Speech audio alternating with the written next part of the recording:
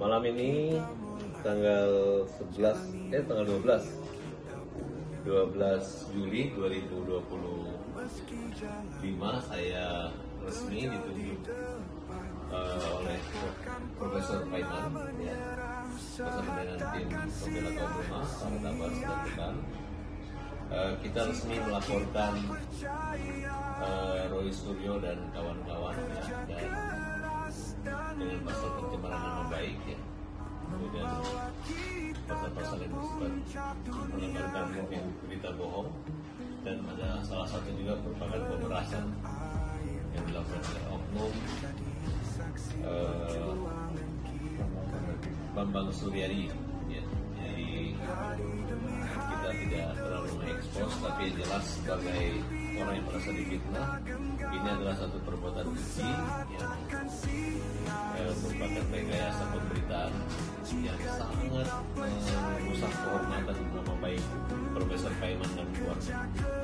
Oleh karena itu, kami minta Polda Metro Jaya untuk menangkap orang-orang yang tidak mengerti sistem negara hukum, yang dimana mereka hanya menggunakan cara-cara premanisme, cara-cara pemberontak ya, yang malah menghina produk daripada hukum kepolisian yang Bareskrim yang saat ini telah menghentikan laporan pengaduan tersebut. Nah, ini adalah satu hal yang kita anggap harus kita lawan dengan cara-cara hukum juga. Oleh karena itu, Profesor malam ini menyempatkan diri karena laporan pencemaran nama baik harus dilakukan oleh orang yang merasa dirugikan, dengan sikap negarawan dari Profesor Paiman untuk menempuh jalur hukum, bukan cara berdebat atau membuat opini seolah-olah ada ijazah palsu. Sudah dibuktikan dan sudah melalui gelar perkara khusus. Di samping itu juga kita melakukan gugatan ke Pengadilan Negeri Jakarta Pusat, yang mana orang-orang tersebut juga sebagai tergugat ini, Bro, dan minta agar Pengadilan Negeri Jakarta Pusat, majelis hakim nanti bisa menyatakan bahwa SPH 2HM itu sah, mengikat kekuatan hukum dan tidak bisa diganggu-gugat lagi. Untuk kepastian hukum, khususnya nama baik kehormatan daripada Bapak Jokowi, mantan Presiden ke-7 dan juga ayah daripada Presiden Wakil Presiden Gibran. Ya, jadi kalau dalam ketatanegaraan kita ya, hak imunitas dan prerogatif Presiden itu ada, kecuali tertangkap tangan. Ini sudah dinyatakan bahwa ijazah asli dan dia betul-betul berkuliah, tapi masih tetap diejek dan dipermalukan oleh Roy CS ini dan teman-teman semua. Jadi mereka kita anggap tidak mengerti dengan pelajaran-pelajaran. Jangan sini, Bang. Udah diizin. Kita akan terus melangkah mencapai semua cita. Ya, hari ini sudah tanggal 12 Juli.